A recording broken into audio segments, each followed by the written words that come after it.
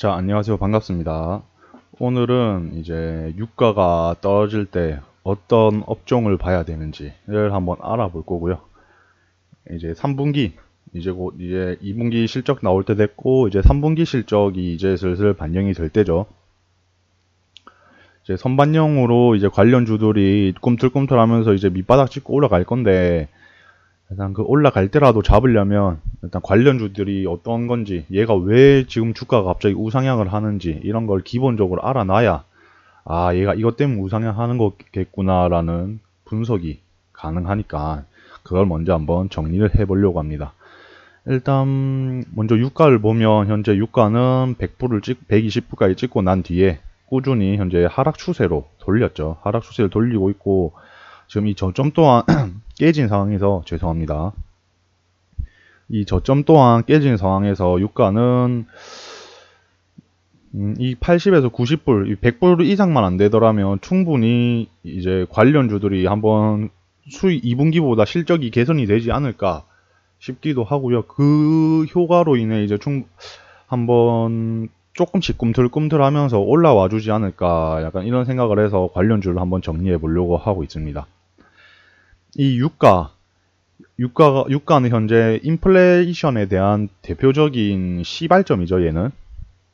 이 유가가 오름으로써의 모든 물가들이 다 오르고, 오르니까 어떻게 보면 제일 오르면 안 되는 게 유가인데, 이게 이제 러시아랑 이제 러우 전쟁으로 인해 유가가 한때 130불까지 급등을 했지만, 이제 슬슬 다시 어느 정도 안정화가 되어 가고 있는 상황인데, 이 유가가 하락하면 어떤 업종들이 제일 수혜를 받을까요?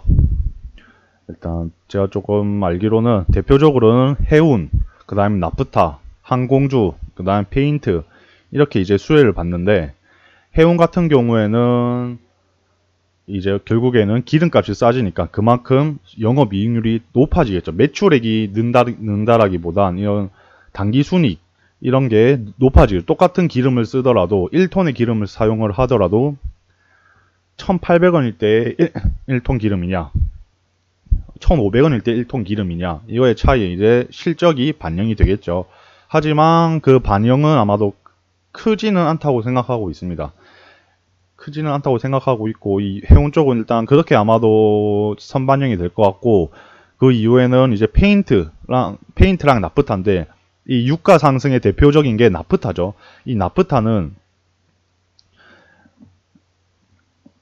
이 원유로 생산하는 나프타를 주 원료로 하는 석유 화학사들, 즉 이 원유로 나프타를 만드는 거예요. 나프타라는 원유를 주 재료로 해가지고 만드는 건데 이 나프타를 주로 사용하는 업체들은 이 원유 가격이 올라감과 동시에 원재료 가격이 같이 상승을 해서 최대 피해를 받는 업종이죠. 이 나프타 관련주들이. 그래서 최근 이 나프타 급등으로 인해 관련주들이 한번 시세를 받았었고 이제 받았으니까 3분기 때도 이제 막 유가가 잡힌다면 나프타를 만드는 주 원료가 석유인데 석유의 원자재 가격이 낮아진다면 나프타를 생산하는 업체들은 싼 값의 석유를 들여오고 매수를 하고 그 다음에 똑같은 원재료 비싼 원재료 값에 매도를 하니까 이 이익률이 점점 더 커지는 상황이 나타날 거예요.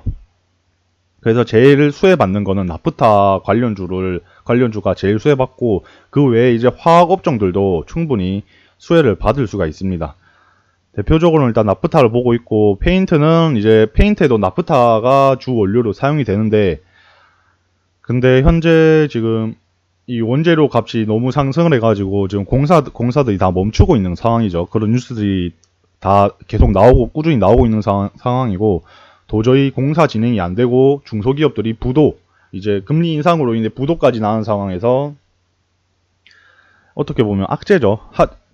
이 원자재 가격은 조금 하락하겠지만 수요가 없으니까 공급이랑 수요와 공급이 없으니까 이쪽은 악재라고 생각하시면 되고 그 다음엔 항공주도 보시면 이제 얘네도 이 석유로 이제 비행기를 날릴 건데 석유 가격이 해운이랑 똑같이 접근하시면 되겠죠. 똑같은 석유를 떼오더라도 싼 값에 떼오면 결국에는 영업이익이 남을 것이고, 그리고 이 항공주는 이제 리오프닝이죠. 이제 슬슬 여름 휴가 이슈가 나올 때가 된 것 같은데, 늦어도, 빠르면 이번 연도, 늦어도 한 겨울 내년쯤 되면 충분히 빛을 발휘하지 않을까 이쪽은 생각을 하고 있고요.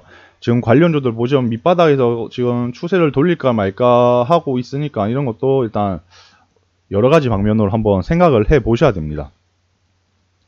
대표적으로 관련주들은 해운, 나프타, 그 다음에 항공주, 페인트 이렇게인데, 저는 일단 최대한 나프타 이쪽, 화학이랑 나프타 이쪽을 조금 보려고 하고 있어요.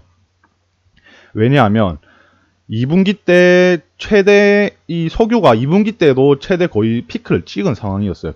결국에는 지금 2분기 실적이 석유 가격 때문에 어느 정도 하락이 나올 가능성이 크고, 그거에 대한 반사이익으로 인해 3분기 때 더 높은 영업이익이 나오지 않을까. 단기순이익 이런 게 더 높게, 재무가 더 좋게 나오지 않을까라고 생각을 해서 저 나프타나 이 화학업종을 계속 지켜보려고 하고 있고요. 그 이후에는 이제 항공주 이 두 가지 위주로 일단 먼저 지켜봐야 되겠죠. 그리고 지금 보실 때는 지금 나프타 일단 중소형주로 대표적인 거는 NPK랑 에코플라스틱이랑 GNC 에너지, 이제 세린 BNG 플라스틱 관련주들이 있는데, 얘네는 뭐 타점이 나오시는 분들은 들어가면 되겠지만, 얘네가 이번에 약간 투자 개념으로 보시는 분들은 대형주를 선택을 하시겠죠. 뭐 금호석유나 이런 SK케미칼, SKC, 그 다음에 금호석유우, 그 다음 효소공학, SK이노베이션 이런 대형주들 위주로 투자를 하실 건데, 이걸 생각하실 때 한번 생각을 하셔야 되는 게 부채율을 꼭 보셔야 돼요. 왜 보셔야 되냐면 지금 금리 인상을 계속 꾸준히 하고 있는 상황입니다. 지금 이제 금리 인상이 피크가 아니고 이제 시작하는 단계예요. 이번 연도는 계속 올릴 것이고, 연준에서도 꾸준히 올릴 거라고 발표를 했죠. 내년 정도까지는 꾸준히 올릴 계획이니까 결국에는 금리는 점점 인상이 될 거예요. 그럼 그 금리 인상이 된다면 이 부채율이 높은 기업들은 단기순이익이 점점, 영업이익이나 단기순이익이 점점 줄어들 수밖에 없습니다. 왜 그러냐면, 만약에 100만원에 1억의 부채가 있는데 금리가 점점 높아지면 이 부채율에 대한 이자율이 점점 커지겠죠. 그게 재무에 반영이 되고, 그러면 단기순이익이나 영업이익률이 낮아질 수가 있어요.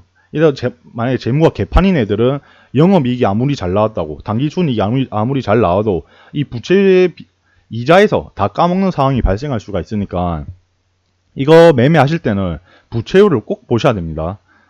무조건 부채율 낮은 애들 최대한 낮고, 차트 괜찮고, 재무 괜찮고, 그 다음에 저 재료, 나프타 쪽 확실히 조금 생산하는 이슈가 있는지 이런 애들 위주로 분석을 하셔야 되고, 지금 저도 몇 개 본 게 있는데, 이제 SK케미칼 같은 경우도 차트가 괜찮죠. 이런 애들도 지금 차트가 괜찮고, 지금 충분히 밑바닥까지 충분히 빠진 상황이지만, 조금만 한 단만 정도, 한 이 정도까지만 더, 이 8만원 라인, 9만원, 8만원 라인까지만 조금 더 떨어져주면 더 좋을 것 같은데, 이제 이런 애들도 이제 제가 계속 이런 애들 보는 이유가 뭐냐면, 결국에는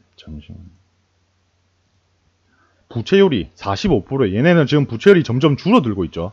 줄어들고 있고 부채율이 45%고, 하지만 영업이익률이 낮아지고 있습니다. 이제 이런 애들은 조금 애매하긴 한데, 그래도 이 부채율이 낮다는 게 저는 메리트를 현재 두고 있는 거고, 그 이외에도 부채율 낮은 애들이 이제 동성케미컬, 그 다음에 효성화학은 부채율이 200%죠. 200%면 이거는 단기순이익이 많이, 이수학은 200%인데 이건 단기순이익이 많이 나온다 해도 이자로 다 까먹을 수가 있습니다. 이건 조심하셔야 되고, 이 효성화학도 지금 부채율 보시면 575%입니다. 이런 애들은 위험한 기업들이고, 충분히 저런 건 너무 위험한 거니까 큰 비중으로 들어갈 수도 없는 거고, 이제 대한유화 이런 애들도 부채율 보시면 21%, 이런 애들도 괜찮은 애들이고, 이제 애경케미칼 이렇게 100 미만인 애들, 이제 금호석유 이런 애들은 충분히 성장성이 높은 기업들입니다. 3분기 때 이 기업 순이익이 충분히 높게 나올 만한 기업들이고, 금호석유 같은 경우도 이때 6천억까지 찍었다가 지금 이제 3천억 3천 일단 이 정도 찍었는데 부채율이 지금 61%죠. 61%라는 건 그만큼 엄청 낮다는 거고 100% 이하가 제일 일단 안전하고요. 그 다음에 최대 50% 가까이 있는 애들이 웬만하면 이 주가가 상승하지 않을까 생각을 하고 있는 상황이거든요, 저는. 그러니까 이거 말고도 이제 관련주들이 많은데 최대한 보실 때 투자 개념으로 보실 때는 이 현재 시즌에선 부채율을 무조건 계속 보셔야 됩니다. 금호석유 같은 경우에는 지금 18년도부터 계속 부채를 낮춰가고 있죠. 빚을 다 갖고 있다는 거고, 이거 말고도 이제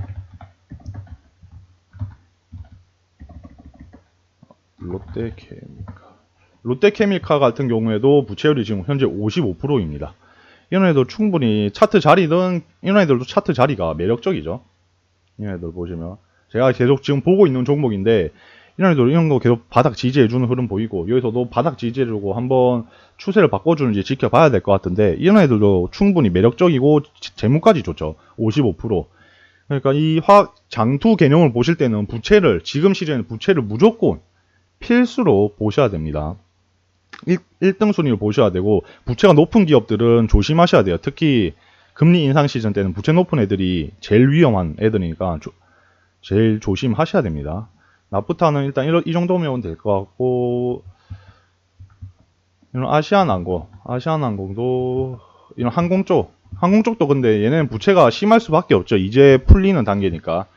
항공 쪽은 이런 대형주를 투자한다는 개념이라기보다는 기대감에 한번 오를 거고 나중에 타점이 나온다면 이런 티웨이 홀딩스 이런 애들 한번 추적해보면 괜찮지 않을까. 얘네가 한번 튈 때 이렇게 좀 강하게 튀어주는 경향이 있거든요. 이런 데 윗골이 잘 달려주고 이런 애들은 뭐 매집이라기보다는 한번 이 항공 테마가 돌 때 한번 건드려 볼 만한 테마이고요. 그 외에도 이제 대한항공 같은 경우에는 또 이제 밑바닥에서 한번 추세를 지금 항공주들은 다 돌려주려고 하고 있는데 돌려줄지 안 돌려줄지를 한번 지켜봐야 되겠죠. 그리고 저 나프타 관련주로 얘기를 했는데 아니면 이런 우선주 애들이 잘 튀어요. 이런 애들 시세를 잘 받고 이런 금호석유 같은 애들도 이때 보면 쉽게 튀는 영향이거든요. 우선주가 이런 애들도 충분히 괜찮으니까 한번 분석을 해보시고 본인들이 원하는 자리나 이제 그런 기업이 맞다면 한번 3개월 정도 보고 매매를 하는 것도 충분히 괜찮다고 생각을 하고 있습니다. 석유 일단 이 유가 쪽이 하락을 한다면 결국에는 수혜주가 있을 것이고 실적은 나올 거예요. 더 좋게 나오겠죠. 2분기보다 2분기보다 실적이 더 좋게 나오겠죠. 이번 연도부터 이제 러우 전쟁이 확실히 터졌으니 6개월 동안 실적이 안 좋았던 게 이번에 한번 터질 거란 말이죠.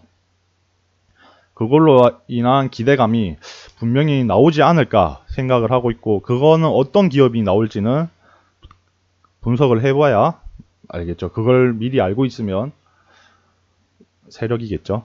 네.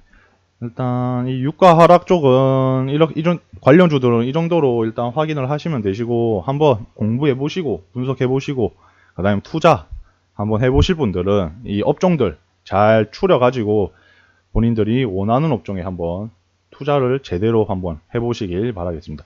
그리고 꼭 보실 때 이 부채율을 무조건 보셔야 됩니다. 이 부채율 이 금리 계속 인상할 거예요. 금리 하락 안 해요. 지금 1, 2년 동안은 하락 못해요. 계속 하더라도 유지지. 계속 이쪽은 보셔야 됩니다. 이 부채를 꼭 보시면서 투자할 때 이 화학업종이 아니라 다른 것도 다 투자할 때 이 부채율을 계속 보셔야 돼요. 금리 인상할 때 이 부채율 때문에 지금 부도나는 기업들도 있을 거고 빚 못 갚아서 그럼 상폐되는 기업들도 분명히 나올 거거든요. 그것 때문에 무조건 조심하셔야 되니까 이쪽은 꼭 필히 기억하셔서 좋은 결과가 있길 바라겠습니다. 시청해 주셔서 감사합니다.